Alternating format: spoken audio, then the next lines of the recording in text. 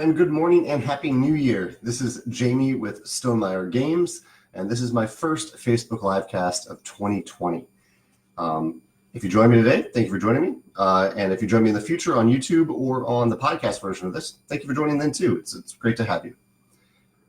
Today I have a pretty wide variety of topics to discuss, some Stonemaier related, some just random like games I'm playing and things like that, because I didn't have one of these last week. Last week was Christmas, and so I was busy doing Christmassy things.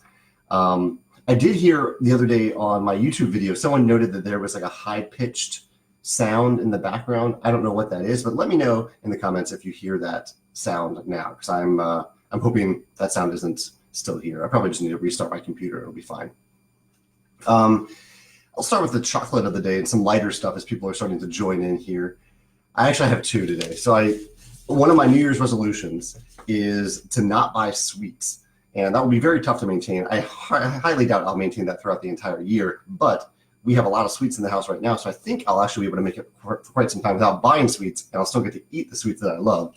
And so before the new year, I did buy a little bit more chocolate so I could have some desk chocolate, and I bought this at Whole Foods. Whole Foods had a sale on both of these. This is one of my favorite milk chocolate bars. This is, if you're listening to this is Theo Salted Almond 45% chocolate, and then the XOXO almonds and sea salt is also really delicious. This is 55%. So chocolate of the day will be one of those two chocolate bars. Bruce says that he does hear the high-pitched sound. Okay, so I'm sorry about that if there is a high-pitched sound. It should be fairly faint, but fairly annoying if you have sensitive ears. And I will just make sure that I restart the computer before I do my next video. Sorry about that today. I'm not going to restart right now. What's going on? So I sent out our monthly e-newsletter earlier today, which I will note in the comments below. It's also in the description if you're watching this live. And as you can probably see in this update, there really wasn't a lot to update. We don't have anything new right now. I'm not trying to sell you on anything right now.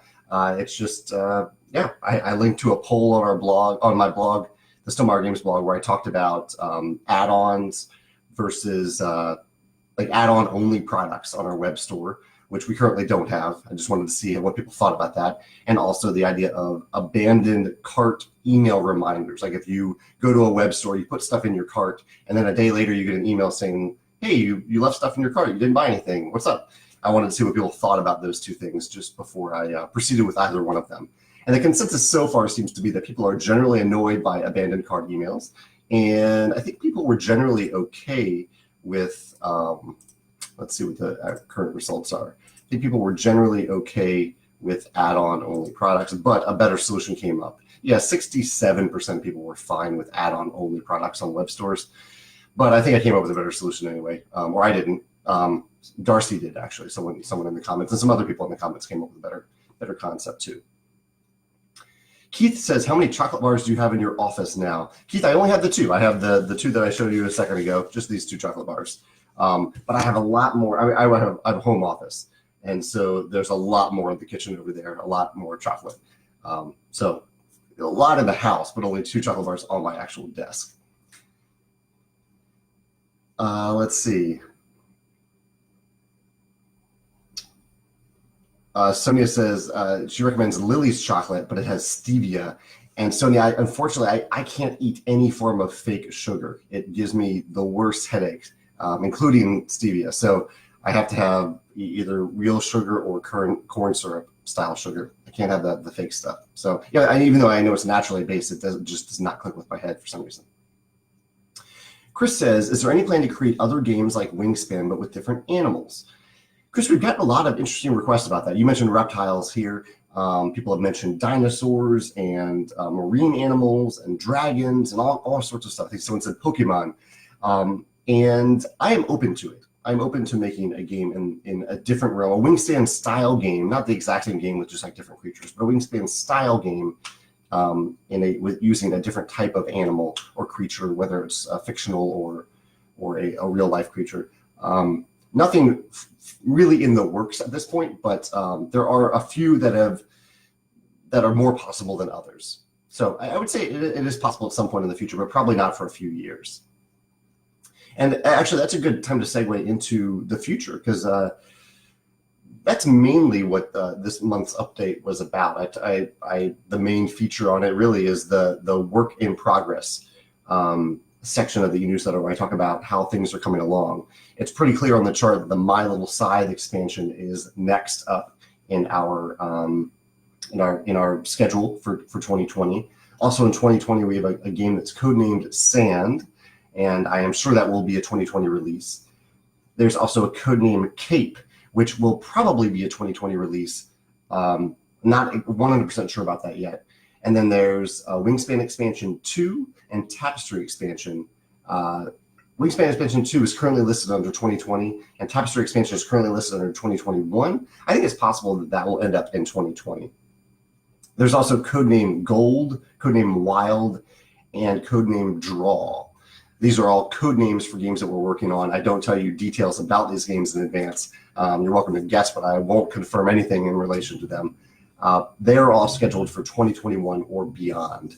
So probably 2 games in 2020, maybe just 1, and then probably 3 expansions. That's what we're looking at for this coming year. I'm really excited about it. I'm not just excited about our games, but I'm excited about, just a wide variety of things in the industry and in the community for next year. Or for this year. It's this year now. It's 2020. What else is going on? Shaked says, I just realized you film these standing up. Why? Why not do it sitting down? I don't know. I think there's a little more like vocal energy if I'm standing up, and that's why I have the Sunday sit down videos. Those are the videos when I sit down and do a video. Otherwise, I try to do my videos standing up. There was a period of time where I have an electronic sit-stand desk, and it didn't work for a long time. And so there's a period of videos over the summer where all the videos were sitting down because I couldn't get my desk to go up. But now I have a new desk from Uplift, and it does go up and down quite well. What else is going on? Last night, New Year's, I stayed up way later than I usually did. I went to a party at a friend's house, and I go to bed. I'm asleep usually by 11 o'clock. And last night I wasn't asleep till 2 a.m. But my cats wake me up at the same time every day. So I was still up. I guess I was up a little bit later than normal. I got up around 7:30 today. But feeling it a little bit today. What did you do on New Year's? Did you celebrate the New Year's Eve, the New Year's Day transition in any way? What did you do that was special for you? Or your family, your culture, whatever, however you celebrate it. I'm curious to hear in the comments what you did. Oh, and I played 2 games there. We played Space Team, which was good. That's a good high energy game to play at like 1:30 a.m. And Space Team, if you don't know, is a game. It's an app-based game where everyone pulls out their phone. They pull up this app, and you see an instruction on the screen that says something like activate the coupler. And on your screen, you probably don't have a way to activate the coupler. Rather, it's on someone else's screen that they need to activate it. And so you have to it's called a cooperative shouting game. So you have to shout out, somebody activate the coupler, and someone on their screen will push the little button that activates the coupler. And you're also listening to all the other people shouting out stuff and doing the things that you hear that you can see on your screen. It's chaotic. It's not my preference to shout or yell in games, so I was doing more of the listening and responding. But it was a really fun game. And we also played a lot of Just One. Just One was an awesome game to pull out. It was very easy to teach. People came in and sat down and stood up. I think we probably played for almost 2 hours of Just One, which was fantastic. I had a lot of fun doing that. Let's see. Keith says, what's my most adventurous Kit Kat flavor you've tried so far? I'm sure there are plenty like that are made internationally that I haven't tried. Probably in Japan, I'm sure I ate like a green tea Kit Kat when I was over there. It's been a while, but I'm sure the most adventurous flavors I had were over in Japan. Yeah, that's probably the best one I can think of. What's your favorite, Keith? Do you have a favorite weird Kit Kat flavor? Sam says, how's the Tapestry expansion coming along? Sam happens to be a fan designer. Sam created a fan design for a Tapestry expansion. And Sam is coming along great. We just entered wave 4 of blind playtesting for the Tapestry expansion. Shaked says, what do you do to manage your time? How do you manage to be so productive? I find it hard to sit down and focus on one thing for longer than 15 minutes. I think it's different for everybody. I don't know if I can tell you what I do. I don't know if it'll be helpful for you, but for me, I have a list of things that I want to accomplish every day that I keep on a sticky note, and I aim for inbox 0 every day. And so I kind of just jump around from one thing to another, sometimes based on what I'm excited to do at that moment, sometimes based on what I really need to do at that moment. Sometimes there are urgent things or things that feel urgent that I need to take care of. And I don't know, I just, I genuinely enjoy doing a wide variety of tasks every day. So if I feel myself kind of getting bored with one thing, I'll just work on something else for a little while. Or I'll take a little break and I'll take a 5-minute humor break or a chocolate break or something. So I kind of break up the day into little bite-sized pieces that are manageable and that keep my attention. What else have I been playing? A lot of games. I'll just rattle off some games here that I've been playing. But I've been playing Dice Throne Season 2 with Megan a lot. That's been a lot of fun. I had a win streak going, and then Megan won her last game. But I found that, I think I discussed this before, I hadn't played Season 2, even though I've had it for a long time. Dice Throne is kind of a dueling one-on-one player game. And but I finally got it out, and Megan and I have played through 4 of the different characters now, and we have 4 more to try. Some of them are fairly complex in Season 2. So there's a couple more that I want to try, a couple more that might just be a little bit too much like text overload right now, but I love the game, and I'm having a lot of fun with Season 2 so far. Also played, we played Game 5 of Clank Legacy the other day, so we have probably 5 more games left to go. I'm loving it. It's one of the best Legacy games I've ever played, and if not, maybe the best. We'll see how I feel at the end. I also played Subnautica the other day, which is a digital game. Megan and I gave that a try and had a lot of fun exploring the depths. It's this game where you crash land on an ocean planet, and you try to survive by crafting and by swimming, and basically trying to swim deeper and farther and to find more stuff so that you can survive better. The crafting, the way you can craft is linked to the stuff that you can find, which is the better stuff that you need is deeper and farther away, as far as I can tell. Really cool game so far. What else do we have going on over here? Jacob says, how did you come to make the decisions on the balancing for Tapestry Civilizations? I basically worked with a guy named Jeremy, who's a data analyst, and I worked with Morton, who through the Automa, the solo playtesting for Tapestry is very much a data-driven guy as well.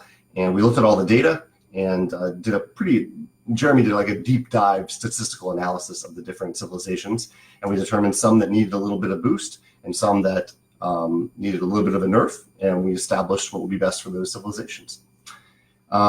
Jacob says, and another is in regards to the Wingspan expansion and the percentages on the goal cards. Are those still accurate? Yes. Yeah, Elizabeth designed the European expansion so that the percentages on the original bonus cards are still applicable. Sonia said that she just played Game 6 of Clank Legacy, so she's really close to where we are. We just finished Game 5. Joshua says, have I played the Space Team card game? You know, I have once. I forgot about that until she just mentioned that.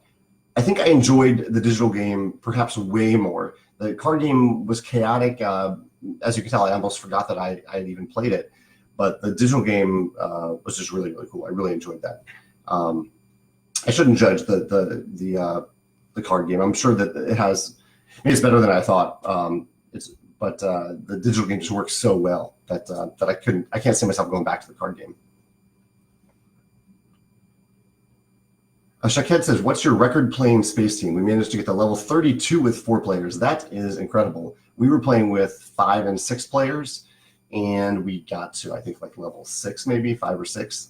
So nowhere near level 32. That's pretty impressive. I played Scythe the other day. It's pretty rare that I get to play the published versions of my games, but my best friend wanted me to help teach him and his son. His son is 7 years old.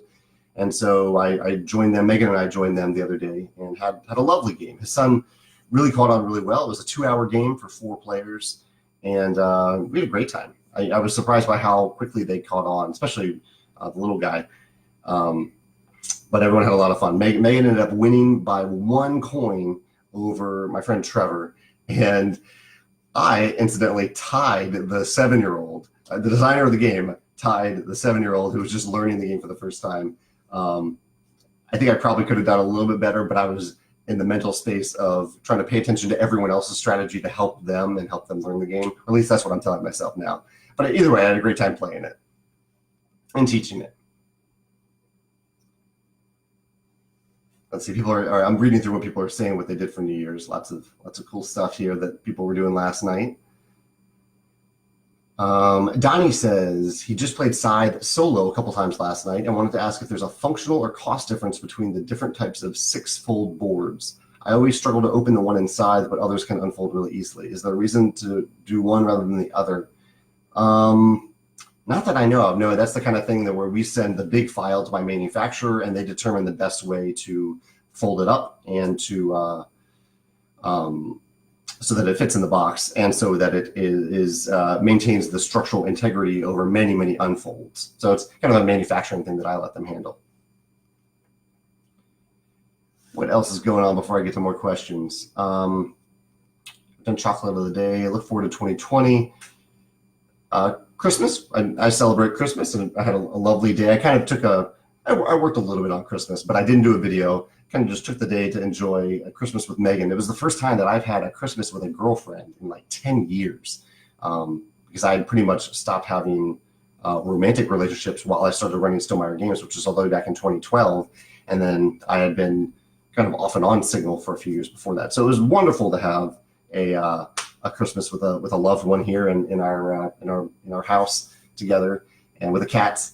The cats got some fun gifts. They were running around. If you go to my Instagram, actually, you'll see the cats running around going crazy with their little gifts. And actually, if you go to Instagram, Instagram is Jamie Stonemaier. That's the one for Stonemaier Games and myself. I did something a little different that I might do again in the future. So if you're on Instagram, you might want to stay tuned, because basically I did this little contest where I dumped out a pile of viticulture coins, and I posted a photo on Instagram, and I asked people to guess what the total value of the coins. Viticulture coins come in 1, 2, and 5 lira denominations. And so people could guess in the comments how much they thought the coin value was. And the first person to guess correctly got a free set of the coins. Everyone else who guessed correctly got a big discount, and everyone for a couple days got a discount on the coins. Everyone who was paying attention on that thread. So I might do that again in the future. Maybe when we get a restock of Scythe coins or something like that, maybe I'll do it with Scythe. It's just a fun little thing to do, kind of inspired by other Instagram board game publishers as well. So if you're on Instagram, feel free to follow Jamie at Jamie Stonemaier for things like that in the future. Jeff says resolutions for Stonemaier in 2020. So I mentioned my resolution of not buying sweets in 2020 as long as I can make it. But Stonemaier, currently no, I wouldn't say that I have any specific resolutions for 2020. Just like do better. I'm always looking to improve everything we do, to be more detail oriented, to have our games be more balanced and more fun, more easier to learn, easier to remember, to have better customer service. And actually, I'm glad you mentioned that, because today is a big day. Today is the first day of our second full-time employee. I'm the first full-time employee. I've been the only full-time employee at Stonemaier Games for a long time. Today, Joe will start as our director of communications. So he will be our first non-Jamie full-time employee, and his first day is today. So congratulations, Joe. I hope you're having a good day so far. Joe and I are going to have a meeting. Joe works from home, so I will not see a lot of Joe during his time at Stonemaier Games, but he does live in St. Louis. He's a friend here, so I will be seeing him at things like game nights and at weekly meetings. So Joe's going to come. We have weekly meetings every Wednesday, and we might do little things on Friday sometimes. Part of Joe's responsibilities, it's an odd thing, but part of his responsibility is to learn new games, new published games, and teach them and play them with me so that I can learn from them as a designer. So I think that's kind of a somewhat unique part of his job. That part of his job is to learn and teach games. But today we won't be discussing that. Today we're doing kind of onboarding stuff for Joe's first day. Carol says that the Clank Legacy experience is getting even better. Oh, she's asking, is it getting even better or is it about the same? We got through game 2 so far. I would say it started off fantastic and has stayed fantastic, but in different ways throughout the campaign. It's introduced some just really new fun stuff every game. I think that's the best way that I can say it. Amin says, do I have any tips for negotiating rates with the various contractors that I have to deal with? I don't negotiate that kind of stuff a lot. Maybe I should do it more, but usually I go to, when I'm getting a quote from someone, I ask them for a fair quote, and I sometimes compare it to other manufacturers or other contractors to see if it really is fair. But generally, I try to trust people to offer me a fair rate, and I let it be. I don't want to start a business relationship nickeling and diming someone, basically. I want to start out with mutual trust and respect. And so that's why I'm not saying that is necessarily a conflict between negotiating or not negotiating, but that's my general approach. I want to start things as best as possible and keep that going throughout the entire business relationship with someone. And if someone comes back to me with a price that isn't fair, I may not even continue the conversation because if they don't have that same mutual respect for me in the prices they name, then I'll just find somebody else to work with. Sean says, have I considered creating an app for the Automa for all of your games? That's a good question, Sean, but there are a couple of different layers to it. One is that we don't really create any apps. There are two apps that kind of exist for our games. There are digital versions of our games for which I license the rights for our games to developers, and they handle it. So it's not something that we're actually making. And the other side of it is I allow third-party developers to make cool stuff for our games, including applications, within certain terms, as long as they don't pass it on as some official Stonemaier thing. So that happens too. Anything that you see for our games that has Automa in an app is an unofficial thing. And the third level is that Automa, even though it's part of our games, it's actually a separate company. It's a company called Automa Factory, run by Morton. And so they might do it someday. Maybe that company will invest in an app for all of our games or all games with Automa, but that wouldn't be something that we would do. Yeah. Isaac asked if I have any resolutions for 2020, and yeah, Isaac, my resolution, we'll see how long it lasts, is not to buy sweets. Doesn't mean that I won't eat sweets or find other ways to make or acquire them, but I will not buy them. We'll see how long that lasts, because I do love sweets. But I do have a lot of sweets in the house right now, so I might be able to last a few months without even acquiring any more sweets at all. Chad has an update on his puppy Fenris. He said his surgery went well and he's healing well. He's bursting with energy. That's really great to hear, Chad. I was worried about that when you posted that 2 weeks ago. I think that was right before the surgery was going to happen. So I'm glad it turned out well. And that reminded me, actually, I did something a little different the other day because by accident, I broke Biddy's insulin bottle. I dropped it and it broke everywhere, which was quite unfortunate. Insulin, if you have ever had to deal with it, is quite expensive. And Biddy is my diabetic cat. And so it broke and I had to get some more right away. And Biddy gets incredibly anxious and stressed if I take him to the vet, as many cats do or pets do. But I learned recently that there are vets in St. Louis that will come to you. They're like mobile vets. So you can avoid all that anxiety that your cat or pet goes through by having the vet come to you. And so I had the vet come to us. She happened to be a vet who had worked with Biddy in the past. And so she recognized him. She was amazing. Her helper was great too. And they just did a wonderful job. They treated Biddy. They also did a checkup for Walter while they were here. And the cats had, no cat likes getting a shot or blood drawn or anything like that, but they did great through it. And they didn't have to suffer through like the hours of anxiety that they usually go through. So this is something, if they have it in your town and if you have pets that have that level of anxiety, I would highly recommend it. It was so much better than any other vet visit I've ever had, even with the amazing vets that I've dealt with, just because of the transit and the sitting in the waiting room and the sitting in that other waiting room. It's just so stressful for cats. So highly recommend that if anyone has the chance to give that a try. John says, have I ever thought of advertising your games on TikTok? I don't even know what TikTok is. Is that the thing that the kids are using these days? TikTok. TikTok is the leading destination for short-form mobile video. No, I haven't thought about doing that aside because it's one more thing. But we'll look into it. Do you think I should? Do you think I should? Is TikTok a thing that I need to look into? Let me know. This is my thoughts about Instagram a few years ago. Now I love Instagram. So maybe this is the next step. Shaked says, do I follow any team sports? Do I have a favorite team?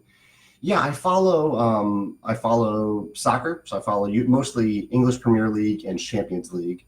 I follow American football, and kind of just I follow a little bit of like American college sports and American college basketball. Oh, and the NBA, and I play fantasy baseball. So yeah, actually, I follow a fair number of sports. Do I have a favorite team out of all of them? In the NFL, I root for the 49ers. They're my football team. In the English Premier League, I kind of float around. I like Manchester United. I also like Leicester, Tottenham. I follow them. I kind of have jumped around from team to team over there. So I don't have like one specific team, but I do have a Manchester United jacket. So I'll say Manchester United is probably my top team over there. They're having a rough season. What else is going on? My video this past week, my Sunday sit-down video, was a fun one to do. It was about games that have instant win conditions that are way different than the primary win condition. With an example of this that you probably are aware of is in Seven Wonders Duel. Most oftentimes the game ends and you count up your points and you compare the points, and that's how you determine who the winner is. But you can also have an instant win if you get to a certain level on the military track, or if you I think you collect like all 7 science categories, something like that, something with science. So it has those instant win conditions. And so I looked at 11 games that have unique win conditions like that, instant win conditions, and how to like design those types of things. The inspiration for it was actually Space. I was playing Space, the Shy Pluto campaign the other day with Megan, and we both went after, on different games, the instant win card. Not instant win, but like the you win card that does end the game and you win instantly. It's just a cool design space that I like. And so I'm curious if you're listening to this and you have any games that have instant win conditions that you've ever achieved. I'd love to hear about that in the comments. John says, 7 years without an employee, why hire Joe? There's a big blog entry about that. You should look on my blog for a blog entry about that a few weeks ago. In very brief, it's not that we haven't had an employee in 7 years. I've been the only full-time employee, but Alan, my co-founder, is a part-time employee. Morton is a part-time employee. I work with plenty of independent contractors, but just didn't need another full-time person, didn't have enough stuff for one person to do full-time. So instead I contracted out a lot of stuff. And with Joe, I just consolidated. I had enough of those things that could fit into one person, and that I knew a person who could do all those things. And so I hired Joe. Also, I generally over the last few years, I've worked 70 to 80 hour weeks, and I'd like to work a little bit less now. I really enjoy spending time with Megan in the evenings. I used to work like 3 hours every evening, 2 to 3 hours. And so now I'm enjoying that time with Megan in the evening. So kind of learning, balancing my personal and professional relationships and responsibilities a little bit better. Joshua says his cat got a laser pointer for Christmas for my future mother-in-law. Did you use a laser pointer with Walter and Biddy? I have done it. I used to have a little machine that would like point the laser around. It's like an automatic, looks like something from Star Wars. So it like points around at different things. But it kind of what you said, it's you feel a little bad teasing him. And I kind of feel the same way. I feel like I'm telling them that something's there that really isn't. So all the toys that I give them are real, I guess, real toys, like not a laser. Yeah, I don't know. I might do it sometimes, but they just kind of go crazy with those lasers, or they're not interested at all. They go back and forth from one to the other. I mentioned Star Wars there. A few movies that I've seen in the last week. I saw Star Wars right before Christmas, and I really enjoyed it.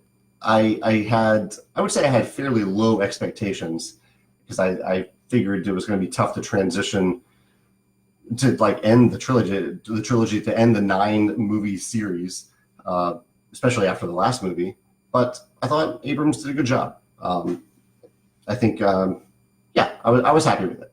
I also saw a Muppet Christmas Carol on Christmas, saw that for the first time, and also watched Planes, Trains, and Automobiles for the first time on Christmas, which is actually, we discovered, a Thanksgiving movie, but my friend went into it thinking it was a Christmas movie. And we watched Claws, on Netflix, or Klaus. I think Klaus, Klaus, and that might be one of the best Christmas movies I've ever seen.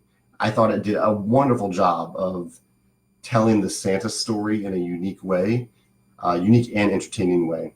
I would highly recommend that. I know it's a little past Christmas now, but if you care about Christmas at all, highly recommend Klaus on Netflix.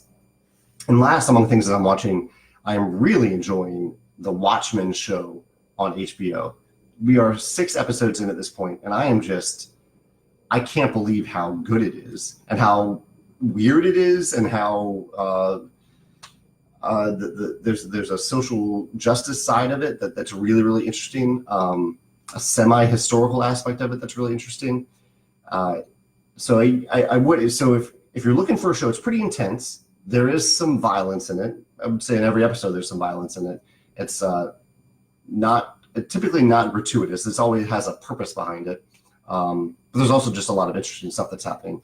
But I'd recommend, if you're interested in that and anything that I've said there, make sure you've watched the movie first, maybe even read the graphic novel first, and then go watch the show. The show takes place in the present day of an alternate version of our world, where the events of the Watchmen in like the 1980s actually happened.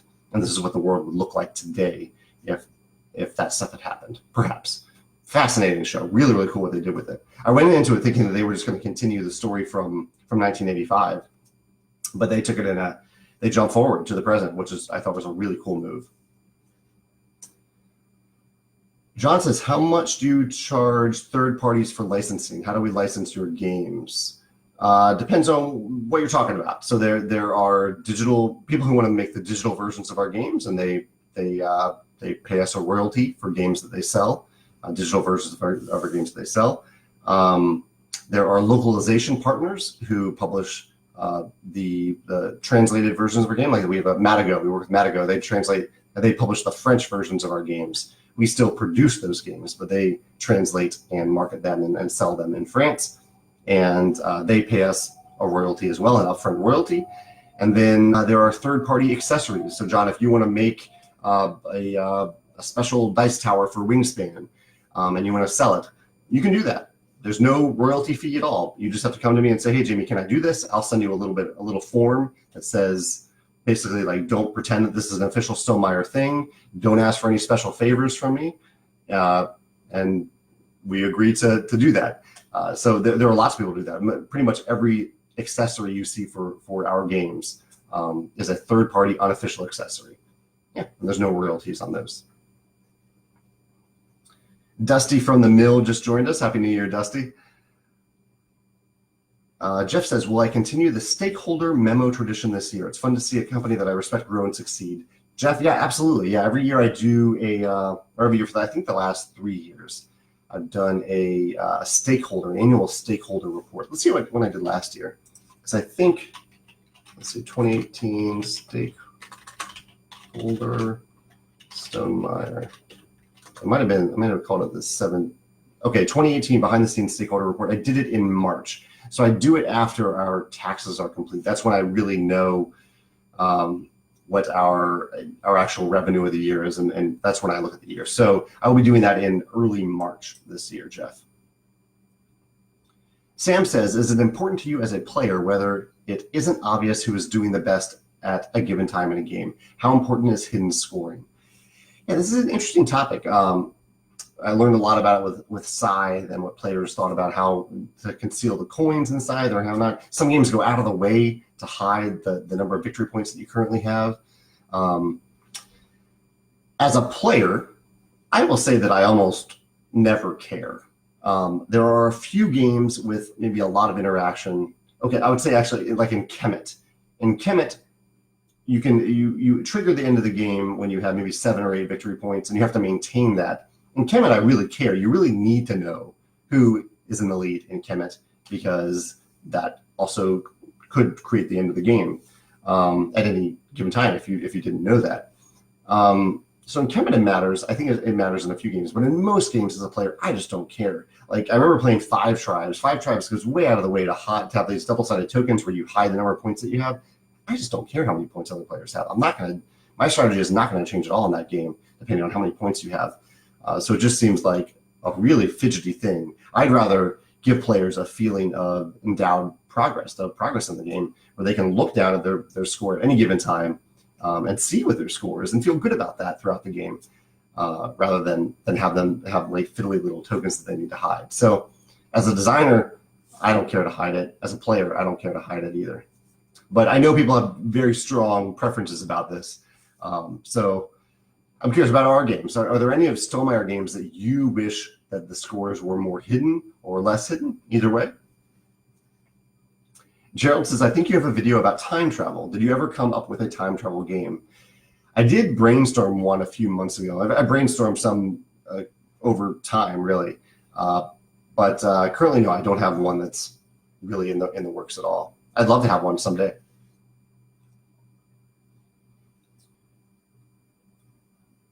Let's see. Tom says that he played Wavelength the other day. This is a video that I did the other day about kind of a party game called Wavelength that has an interesting component, interesting mechanism. Tom, I'm glad you had fun with that. I played Coimbra, the Coimbra expansion the other day. I played a lot of expansions recently, actually. Coimbra being one of them. Really elegant expansion, really easy to add in. Coimbra, I don't know if you remember, it came out a couple years ago. It's a dice drafting engine building game. It's very phase driven, which is something that I normally don't enjoy in games, but it works pretty well in Coimbra. And yeah, the expansion was pretty cool. It's very easy to add in and play with. What else? I'm looking at my little sticky note that I have on the screen here to see if there's anything else that I haven't mentioned yet. We might be down to questions for the rest of the video.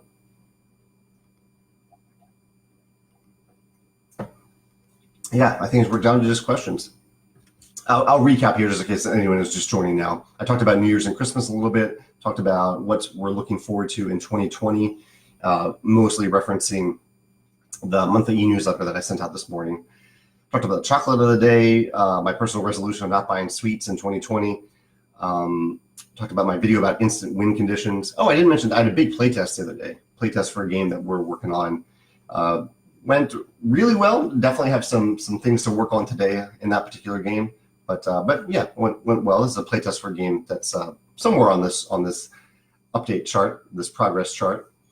I talked about playing Space Team, Subnautica, Clank Legacy, Dice Throne, Just One, teaching Scythe. Talked about Instagram a little bit, some stuff that my cat started doing something fun on Instagram, and a coin value guessing game I'm doing on Instagram, and we'll probably do again. Talked about how today is Joe's first day as our director of communications. Talked about a few different movies and shows that I've watched, including Watchmen. A poll on our blog about add-ons and abandoned cart reminders. And actually, I noticed one thing that I haven't talked about yet, which is a big blog entry last week was about how Kickstarter isn't a pre-order store, which generated a lot of thoughts and comments. And I was very specifically saying, I think maybe not everyone read the entire post, but I was very specifically saying that a pre-order, in my opinion, is when a company has manufactured, they have completed production for a product. So they have said, okay, we're going to make 10,000 units of this product, and they've actually made it, and now they're ready to sell it. And they haven't maybe received it yet. Maybe it's still at the factory. So there's a gap in time between when they will sell it and actually deliver it, but it may not be that big of a gap in time. That to me is a pre-order. You cannot change the product at all. A pre-order is that the product is final. It's done. It cannot be changed. The quantities cannot be changed. Nothing about it can be changed. You are just placing an order for it so that you can get it pretty soon. That to me is a true pre-order. Whereas Kickstarter, a lot of things can change. So many things. The schedule can change. The quantities can change. The actual construction of the game can change. Or the product can change vastly based on different things that a company does, stretch goals and things like that. So in my opinion, Kickstarter, or the vast majority of Kickstarters, are not pre-orders. There are a few companies that truly do use it as a pre-order system. They've already made the product, and they are just ready to sell it and determine like where in the world they need to ship it, basically. That to me is a true pre-order. So, but anyway, that was my opinion. I expressed it in this post, and a lot of people also had opinions about it. And so if you're curious about that, that was, I think, last Friday's post or last Thursday's post, somewhere around then. Probably Thursday. Let's go back to the questions over here.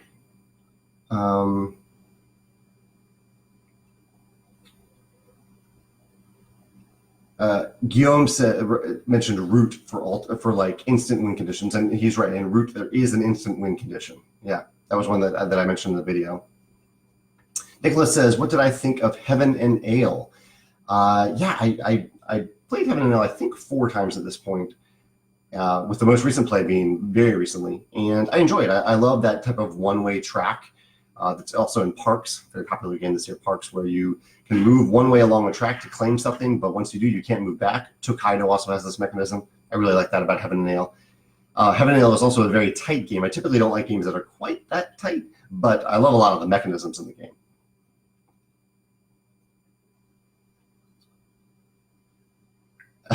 Adam, the friend who was hosting the party last night, says, "How am I up and working? Go back to bed." Adam, I've been up since 7:30. This is a work day for me. But thank you, Adam, for hosting that wonderful party last night. That was awesome. And Joe, I just saw that Joe a few minutes ago joined. Joe is our new employee at Stonemaier Games. So you can feel free to post a question for Joe in the comments if you want. He might even respond. Chad says, "Are there any card games you enjoy that use a basic deck of cards? If so, have I ever purchased a really nicely designed deck of cards to always use?" I haven't so yes, the answer is yes. I actually, before I hosted a weekly game night, I hosted a weekly poker night every week for like 7 years. And before that, we played some hearts in college, but mostly poker is the game that I played with cards. And the reason actually that I would never purchase a really nice deck of cards is that we would play with these decks so often that they would get worn out. Like we would have to buy new decks on a regular basis because of the amount of shuffling and just like, hand grease that gets on the cards that makes them stick or makes them grimy. So I don't think I would buy a nice deck of cards, because if I actually used it a lot, which I would, if I bought something, I would want to use it a lot, it would be kind of grimy and gross after a while. So I have never done that, no. Jeff says, "I've noticed a dearth of super heavy games in a number of your lists. Is this a function of personal taste or a lack of time to get them to the table?" That's a good question. I think it's been a personal taste, because I host a weekly Wednesday game night. I go to a game night on Thursday where we often play like heavier games. So I have access to and I'm playing a number of like medium weight to heavy games. But I just gravitate towards like the medium to medium light games more and more. I think it's just evolving personal taste.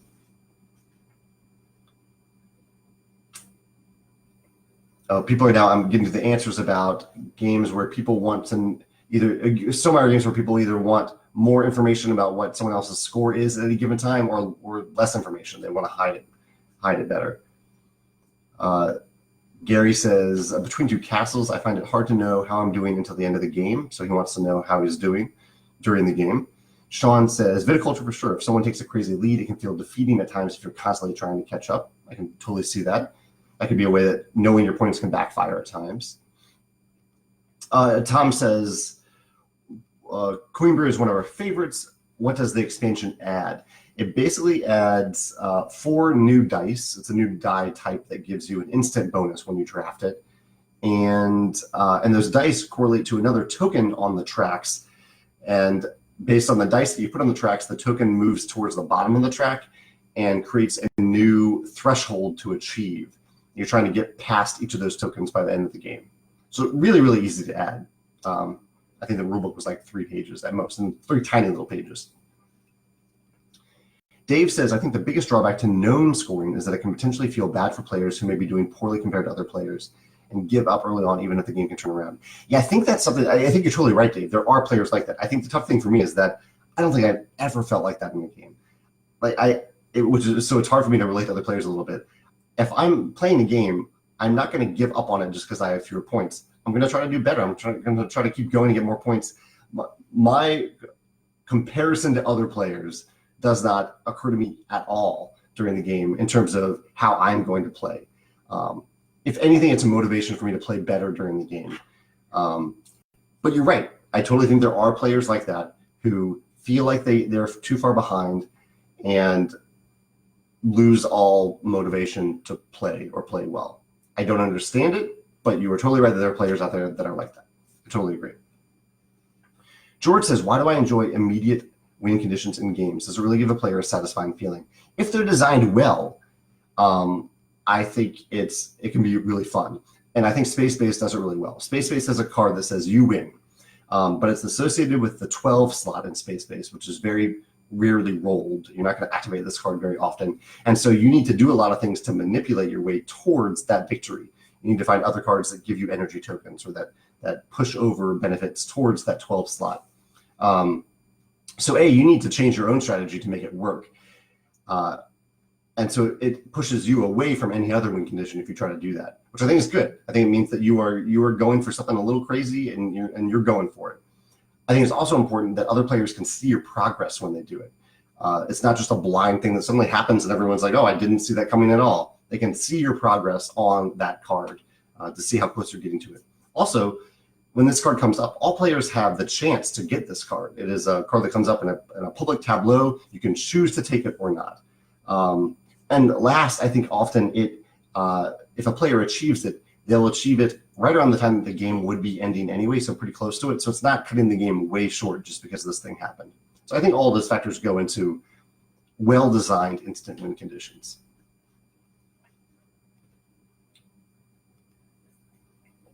Amin says, when and why did I decide to be as transparent as possible with my customers? Pretty much on day one. I don't think that's something that never felt right for me to hide things from customers. I think the one lesson I had with it, there was a project update thing that happened where I think this happened. I know I wrote a post about it where I may have actually learned this even before I started the business, but where nothing was happening basically. There was no status update to give, but I realized that even when there's no update, customers often just want an update. I'm talking about Kickstarter usually when they're just waiting for something to happen. They'd rather hear that something is happening than nothing at all. So that's a type of transparency that I learned along the way. But for the most part, that was a decision from day one to just be as transparent as possible. Just felt right. Zach says, what do I think will be the biggest change in the board game industry in the next 10 years? The biggest change.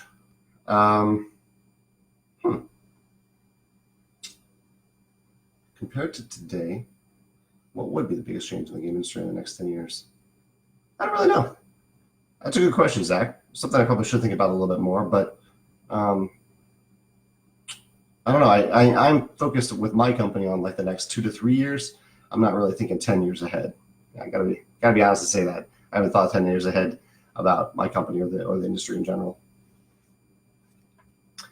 Amin says, what do I think of the Ever deck? I don't know what the Ever deck is. What is the Ever deck? Joshua says, have I ever played Star Wars Rebellion? The Rebel side attempts to survive to the end of the game. The Imperial side tries to find and destroy the Rebel base. Does this qualify as an instant win condition? It does, but I would say it's an instant win condition, but it isn't it is also the primary way of either of those sides winning. So my video was about instant win conditions that are not the primary way of winning the game.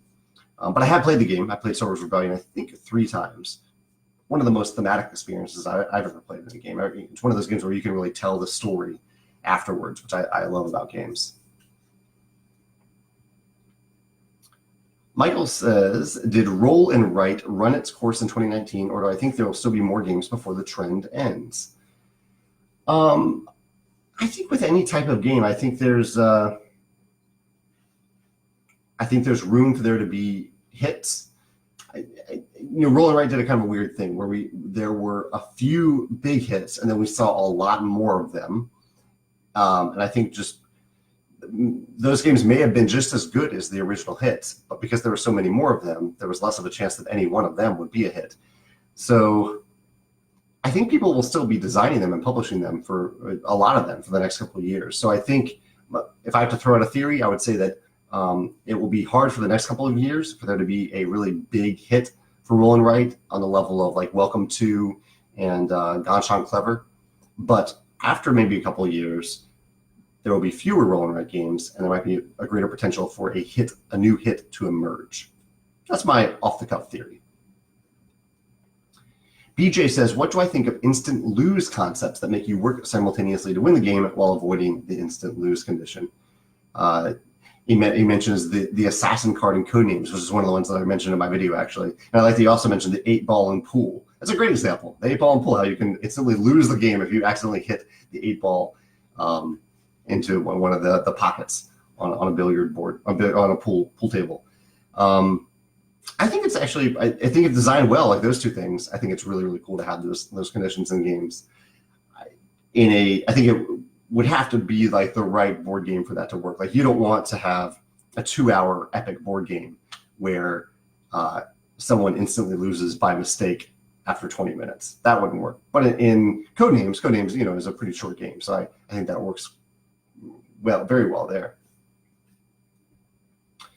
Rafal says, Happy New Year.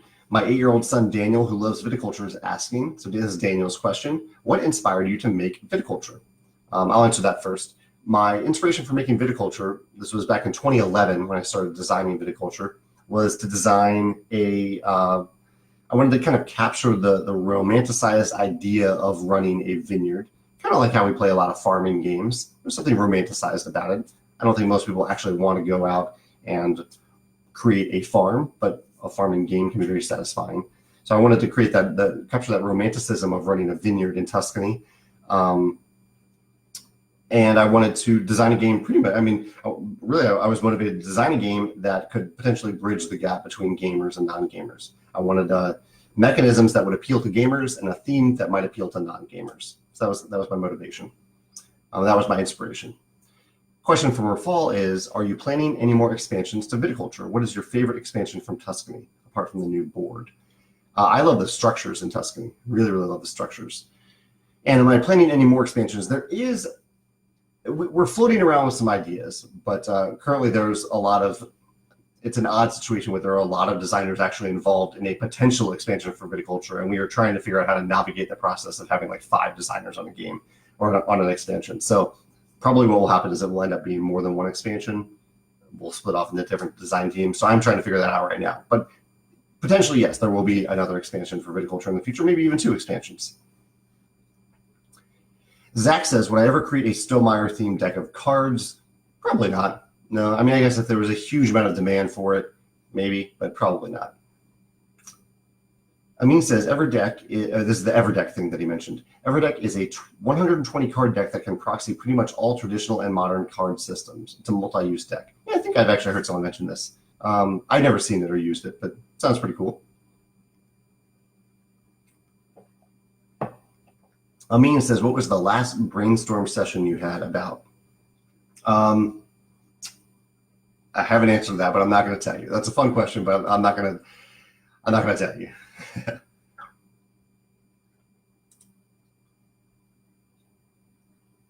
Yeah, so actually reached the end here. I'll just, since I don't have any other questions here, I'll read Joshua's comment out loud. Joshua says, the thing I find most interesting in instant win conditions such as Root and Seven Wonders is that they can, Seven Wonders Duel, is that they can create how other players play in order to prevent that win. I've tried that victory more than once. Each time I almost win early in the game, but everyone works together to prevent my win every turn.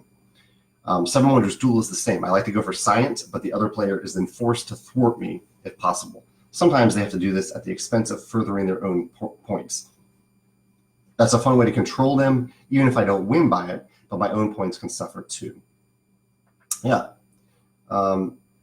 Yeah, I think that I like that people have the potential, and a great instant win condition. Other players maybe have a bit of an impact on how successful you are at it, but not all impact. So I think a good example of that is in Hearts. Hearts has the shoot the moon concept, where you decide if you're going to try to do it. Other players have control over the cards that they're playing, but you also just have a fair amount of agency over the order in which you're playing your cards, how you kind of bluff your way through it to show people that you are not going for shoot the moon. I think that's really well done in Hearts. It is an instant win, but it's instant, like, big push towards victory. Chad says he'll be playing Tzolk'in for the first time in a few days, one of my favorite games. Any strategy tips for Tzolk'in? Okay, I would say if few players are going after skulls, go after skulls. But if a lot of players are going after it, maybe get 1 or 2 on there, but don't go heavy skull. I would say that more workers aren't necessarily better in Sulkin unless you have a built-in way through some of the tiles that you can get of feeding them every round. I like to get, so here's one thing that I always do in Sulkin. I like to time the addition of my 4th worker, I think it's usually 4th worker. Yeah, 4th worker, to be right after the first time that I have to pay for workers. Or the first time that I have to feed workers. So I try to time it so I don't have to feed that worker. I get a full quarter of the game without having to feed him, and he's available throughout. You might be thinking, why don't I get that worker right away at the beginning of the first turn? And you just can't. You can't afford it. You won't be able to get it until midway through the first quarter. So I usually wait until right after that first quarter. Amin says, do I have a personal mantra posted on my desk, for instance? No, I don't. I have a lot of sticky notes on my desk, but I don't have a personal mantra, nor is it sticky on my desk. Let's see if there's anything I missed in the e-newsletter this week or this month. I don't think there's anything else.